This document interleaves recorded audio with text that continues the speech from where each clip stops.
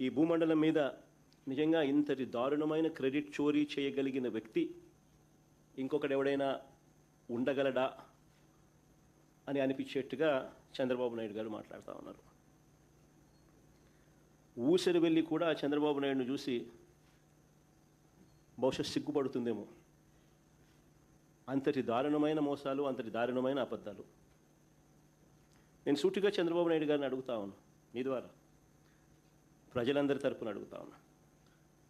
అయ్యా, 4 సార్లు సీఎం అని చెప్పి చెప్పుకునే ఈ పెద్ద మనిషి చంద్రబాబు నాయుడు, నేను అడుగుతా ఉన్నా, భూముల రీసర్వే చేయాలన్న కనీస ఆలోచన అయినా కూడా నీకు ఎప్పుడైనా గతంలో వచ్చిందా అని?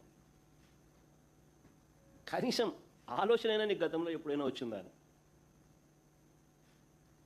ప్రజలు ఇబ్బందుల్లో ఉన్నారు, రైతన్నలు ఇబ్బందుల్లో ఉన్నారు, రకరకాల సమస్యలు ఎదుర్కొంటూ ఉన్నారు. భూ సమస్యల మీద, వారి సమస్యల మీద కనీసం నీకు ఎప్పుడైనా రీసర్వే చేయించి వాళ్ళ సమస్యలన్నీ తీర్చాలి అని చెప్పి కనీసం నీకు ఏ రోజైనా ఆలోచన అయినా వచ్చిందా చంద్రబాబు గతంలో అని అడుగుతా ఉన్నా. ఈరోజు క్రెడిట్ చోరీ తీసుకుంటూ తాను మాట్లాడుతూ ఉన్న మాటలకు నిజంగా ఈ పెద్ద మనిషి సిగ్గుపడాలి.